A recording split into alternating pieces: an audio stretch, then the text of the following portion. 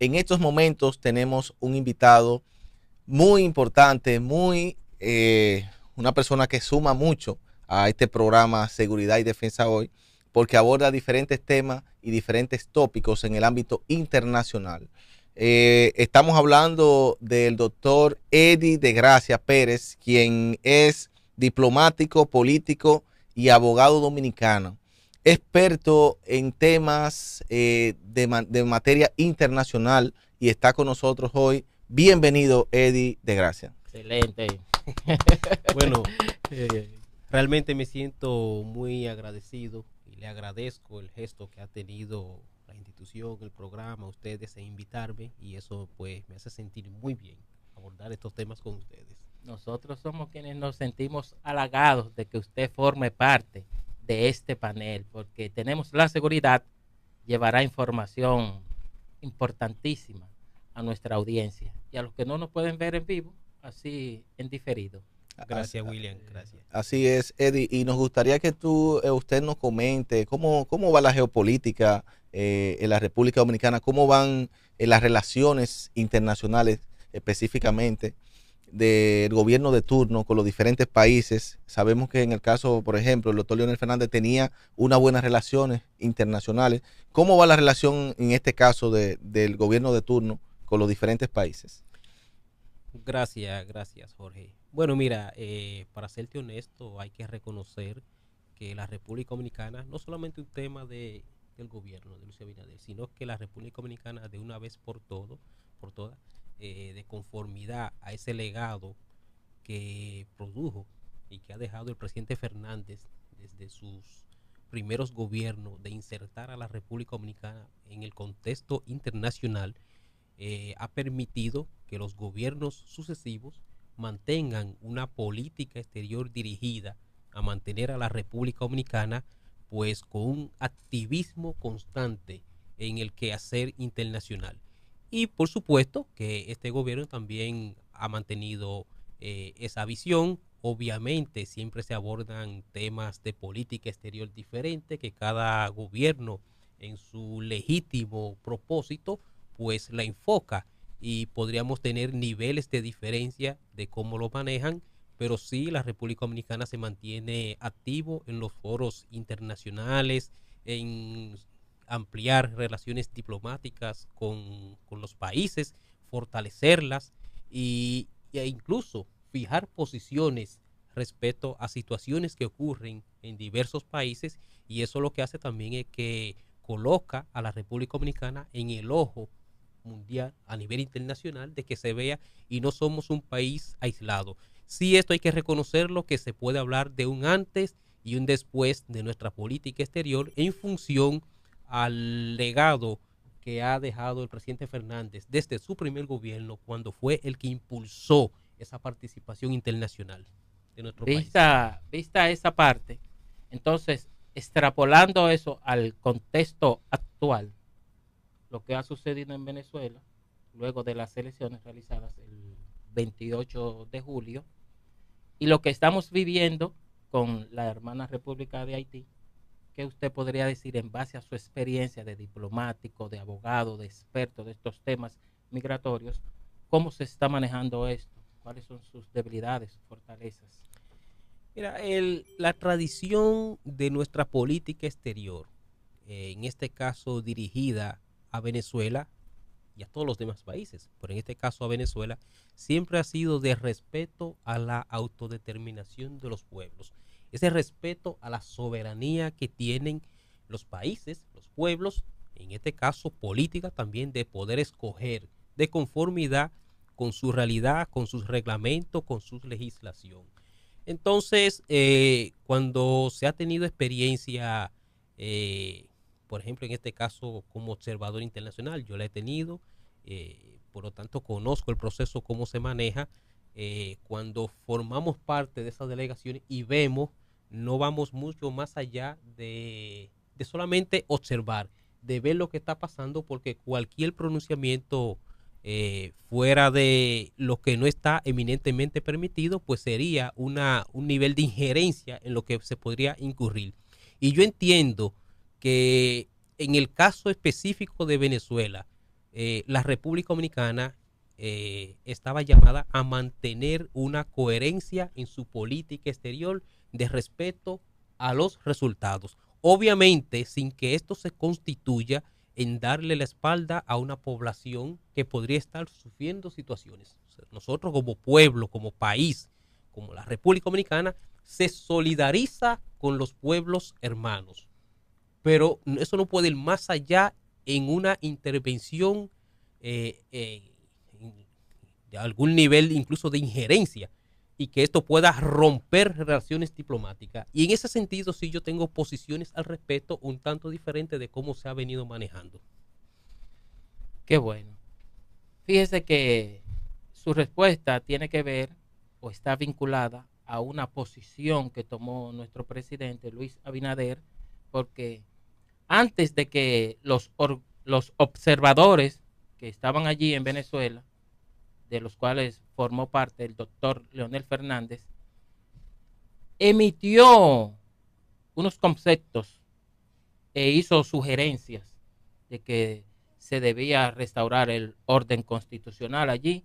Y esto influenció en que el presidente Maduro, hasta este momento reelecto, tomara ciertas decisiones rompiendo o interrumpiendo las relaciones diplomáticas con República Dominicana, porque aunque República Dominicana no tiene embajador allí a partir del año 2018 o 2019, sin embargo, están los funcionarios diplomáticos. La recomendación de Maduro fue por entender que hubo una injerencia del gobierno dominicano, igual que otros países de Sudamérica y de la región, y él lo englobó a todos. Entonces, en ese momento interrumpió esas relaciones, solicitando que retiraran sus embajadores, que igual él hizo lo propio con los suyos en esos países. Entonces, ¿qué opinión le merece a usted? ¿Fue precipitado nuestro presidente al emitir esas consideraciones sin tomar en cuenta que toda acción podría traer una reacción con la misma o mayor intensidad, pero en sentido contrario? Mira, por supuesto, las relaciones diplomáticas se mantienen más allá de que no haya embajador. Son relaciones entre estados. Los embajadores de diferentes... no, diplomáticas, sí, diplomáticas se mantienen porque son relaciones ya reconocidas por el Congreso y que ya están establecidas.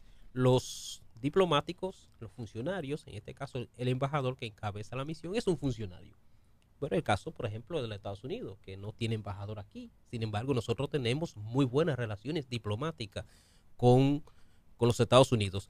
Con Venezuela no se han roto las relaciones diplomáticas. Hay una situación de carácter diplomático, se han retirado las misiones, pero se mantienen las relaciones diplomáticas. Entonces, usted se refiere al caso precipitado. Podría ser, pero yo lo que creo es que quizá no se midió las consecuencias, porque no era necesario llegar a ese nivel de diálogo, incluso un poco desproporcionado con Venezuela, toda vez que eso no nos genera ninguna situación positiva como Estado. Las relaciones diplomáticas siempre hay que medirlas en función del interés nacional, que a nosotros nos conviene. Y Venezuela ha sido un país solidario con la República Dominicana, tradicional e históricamente. Claro. Entonces, nosotros también, aunque esté viviendo una situación, ese país, no tenemos por qué dar razones para que se generen estas rupturas, por lo menos en función de la permanencia de nuestras misiones diplomáticas. No estamos en una etapa de conflicto. Yo creo que más bien la República Dominicana podía ejercer un papel muy equilibrado en función de ser parte de los países que proponen el diálogo. Ya otros países lo están haciendo, 3 países, Colombia, Brasil y México, y lo están haciendo muy bien. ¿Por qué la República Dominicana no pudo ser el 4º país que lo hace? Pero toda vez que incluso el presidente Fernández, y volvemos a él, porque de más de 20 viajes que históricamente en estos procesos ha hecho a Venezuela, y fue invitado en esta etapa, no como un observador de unos de los litorales políticos, como se ha querido promover equivocadamente en algún momento, sino invitado por el órgano rector que administra el proceso electoral. El Consejo Nacional Electoral. El Consejo Electoral en Venezuela.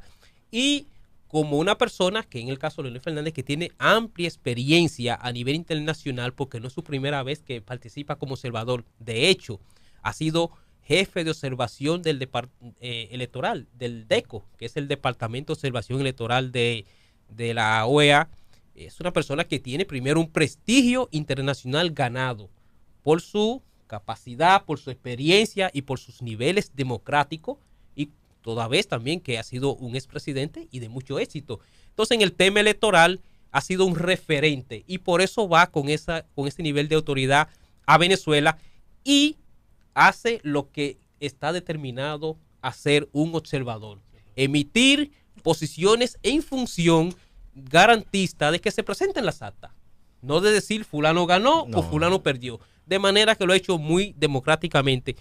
Quien de alguna forma actuó quizá de conformidad con lo que usted ha visto que ha venido ocurriendo, el gobierno, que sí actuó de una forma que no es la que se corresponde con un país aliado, un país amigo, un país que ha sido solidario con la República Dominicana. Recordemos que aunque hoy no está presente, pero Petrocaribe funcionó y ayudó mucho a la República Dominicana en momentos difíciles, con crisis internacionales, y la solidaridad de Chávez, la solidaridad del pueblo de Venezuela estuvo presente. Los años 80 fueron años de mucha migración para la República Dominicana hacia Venezuela. O sea, el país receptor que recibió a múltiples dominicanos fue Venezuela. Entonces, siempre hay que reconocer esto, y creo que en ese sentido nosotros teníamos que ser un poco más consecuentes con ese pueblo. Entonces, ¿cómo se manejan las relaciones diplomáticas en el marco de que se retiraron los embajadores, se retiraron los agentes diplomáticos del país? Entonces, ¿cómo tiene ese contacto la República Dominicana con Venezuela de manera diplomática? ¿Cómo se mantiene vigente? Bueno, en el mundo diplomático está determinado una serie de patrones que se producen, inmediatamente se dan ese tipo de situaciones. Por ejemplo, en el caso del Caribe, caso específicamente con Cuba, yo fui funcionario en Cuba muchos años también, funcionario diplomático. Las relaciones diplomáticas, cuando un país no está presente, no está acreditado, la lleva a Suiza, lo representa, a no ser que también que tenga una embajada o un país en las proximidades, que sería un embajador concurrente. En este caso, quien nos está representando en Venezuela como país es España. O sea, los intereses nuestros se manejan en la embajada de España, así está determinado. Vi recientemente que un funcionario de Relaciones Internacionales español fue quien llevó esa noticia y se hizo de dominio público, que los intereses dominicanos estarán siendo gestionados por los españoles. Sí. Sí, mire. Pero disculpe, Sí. Pero es normal que se produzca, no se ha perdido soberanía en ese sentido. Es pero una ¿quién lo decide eso? De que sea España. El gobierno elige el partido, el Estado. Claro, se busca un país un tanto neutral entre los dos, que pueda mantener los servicios y el diálogo entre los dos países. Okay. Eso es común que se dé en el mundo diplomático. Interesante. Sí, sí, muy interesante.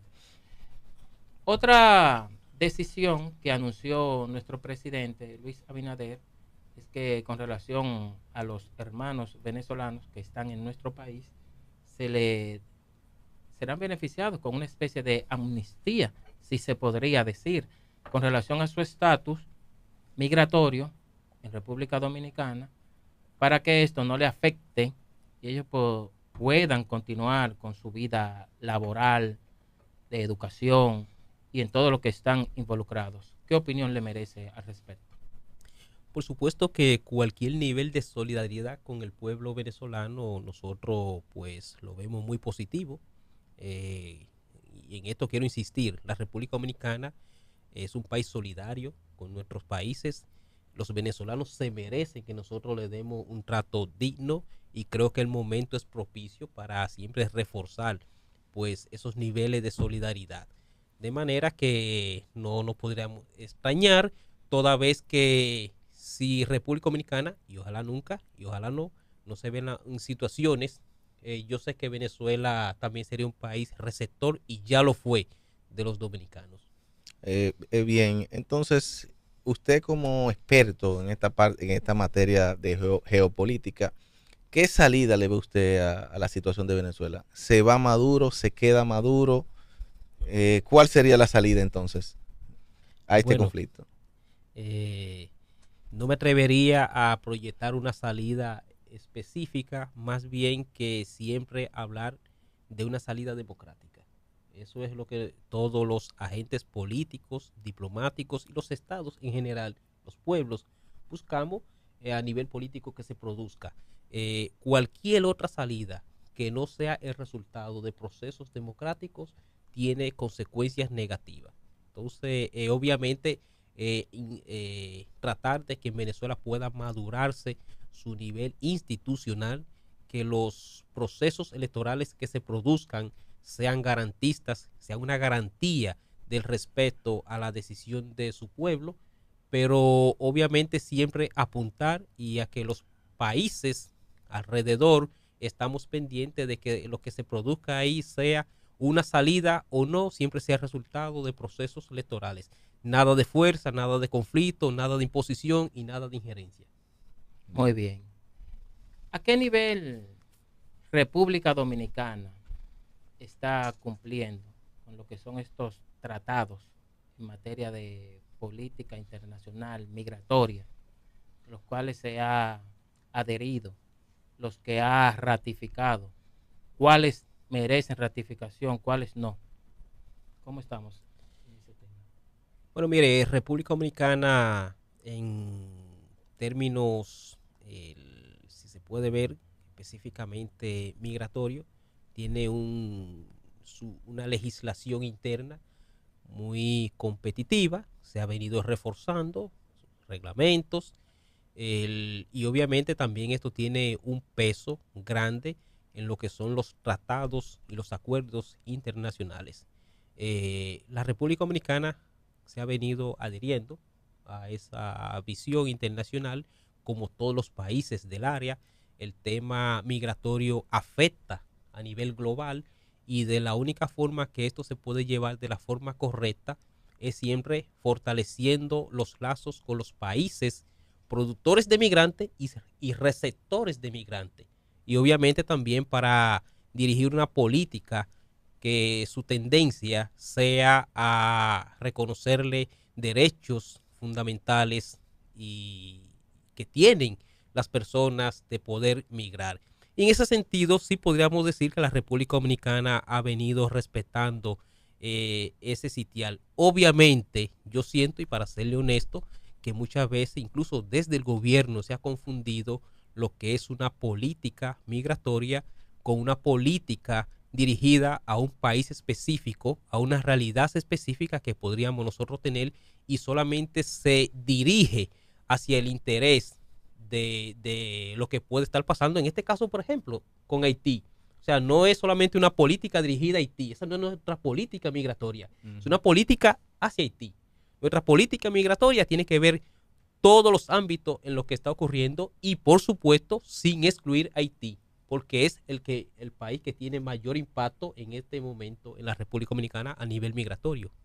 Entonces, ¿qué es lo que está pasando? Que solamente en la aplicación vemos que el director general de migración tiene una participación activa en este rol, pero sus informes solamente están vinculados a lo que son los nacionales haitianos que han migrado de una forma u otra para nuestro territorio. Y sabemos que donde quiera que hay países que tienen fronteras, hay una situación que requiere de una atención especial por la migración, ya sea porque uno está más desarrollado que otro económicamente y así sucesivamente.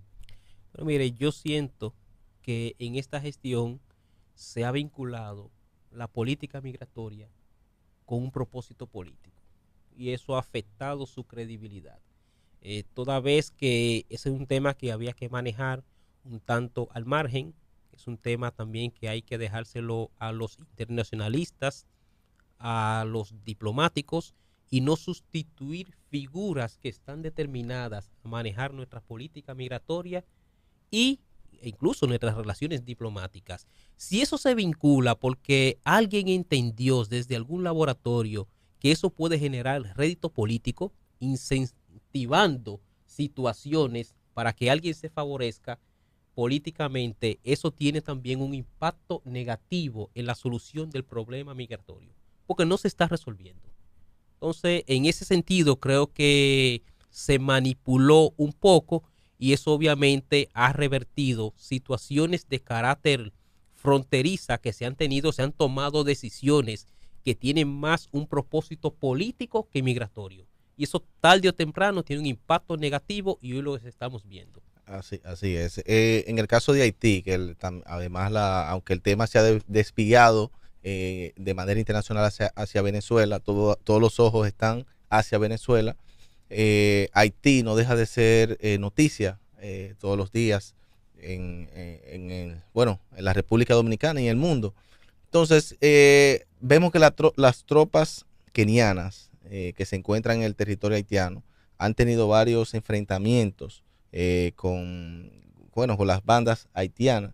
¿Qué deben de hacer esas tropas para tratar de controlar ese territorio y poder poner en orden el Estado y poder realizar unas elecciones dentro de el Estado, dentro de la nación de Haití?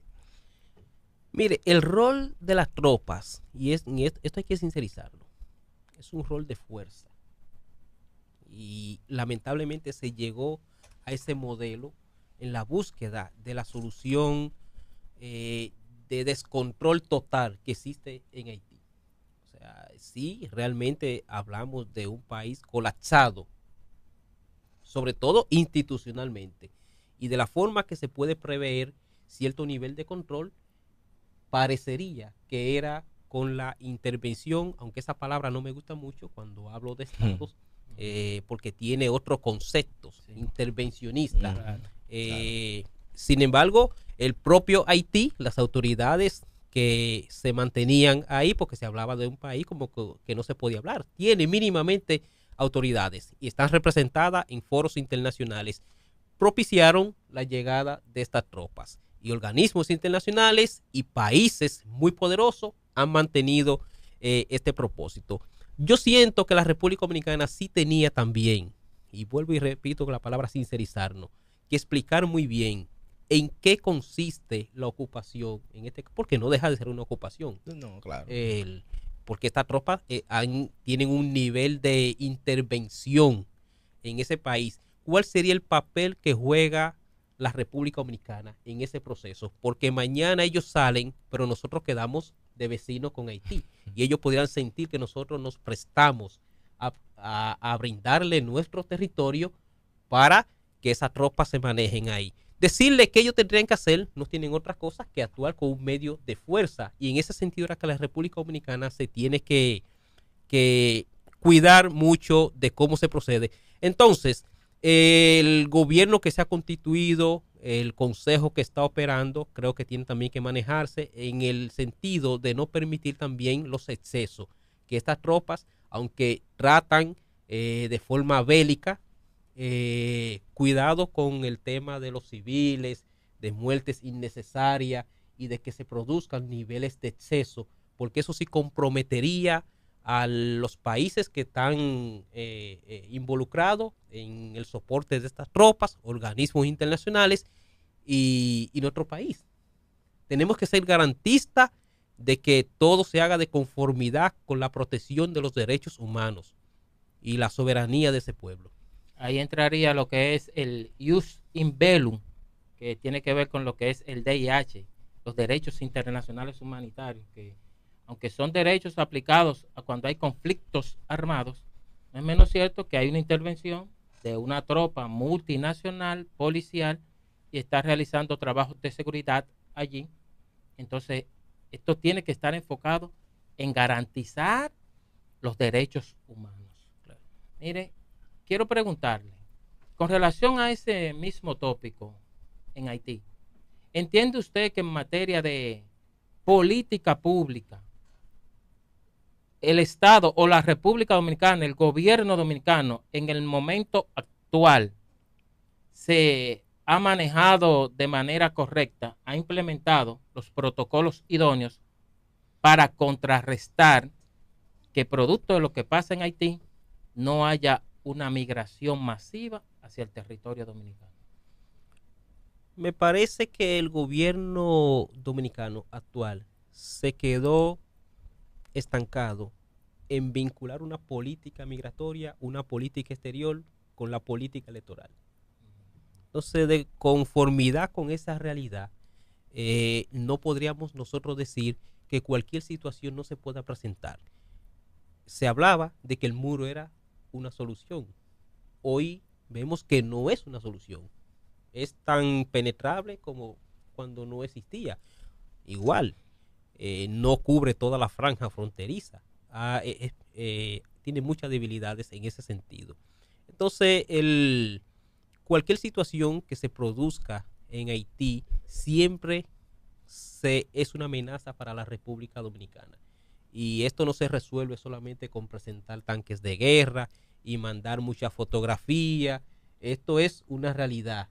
Eso incluso también se controla manteniendo niveles de diálogo con Haití.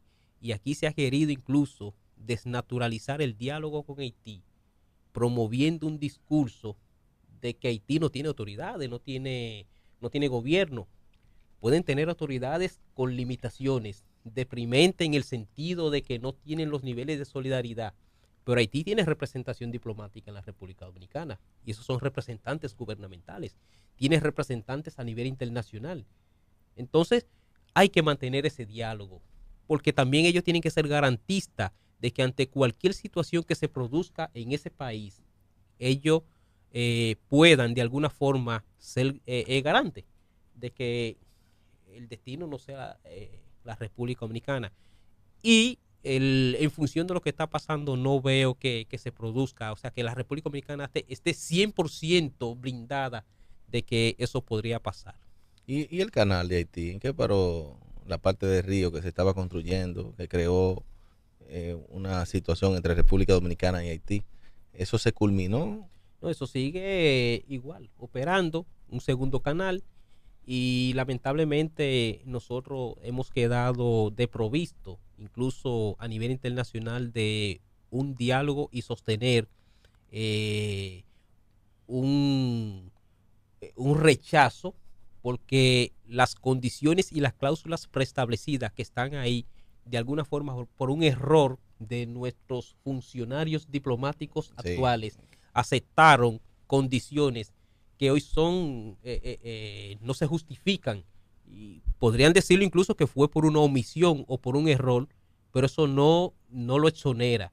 De manera que eso es lamentable y los haitianos se han amparado en esos criterios, han seguido explorando, haciendo el canal, y eso va a tener impacto negativo para nuestras relaciones y sobre todo en el ecosistema, en la protección de nuestros ríos, nuestros recursos naturales. Sí, claro. Muy bien. Tomando como referencia la base legal, y voy a traer a colación el artículo 25 de la Constitución de nuestro país, que es la que establece el régimen migratorio en República Dominicana. También la ley 285-04, que tiene el reglamento de aplicación 613 del 2011, y los tratados internacionales que tienen rango constitucional y luego que son ratificados. Porque hay otros que, si bien usted dijo fuera de cámara, no requieren de ratificación. Esta base legal de nuestro país es suficiente para que, en lo que concierne a la política de migración, seamos un Estado efectivo, eficiente y eficaz en la aplicación y desarrollo de la misma. Mire, no podemos decir que son suficientes, porque los desafíos son amplios, son grandes, y el crimen internacional, el flagelo que ocurre a nivel internacional con el tráfico de drogas, el delito internacional, todo esto se vincula también con tráfico, con trata de personas, con tráfico de blancas, como le llamaban antes, humanos, y de seres humanos. Entonces, hay un propósito de seguir incrementando con los países esta lucha, porque no se puede gestar solo. Entonces, no podríamos decir hoy que es suficiente.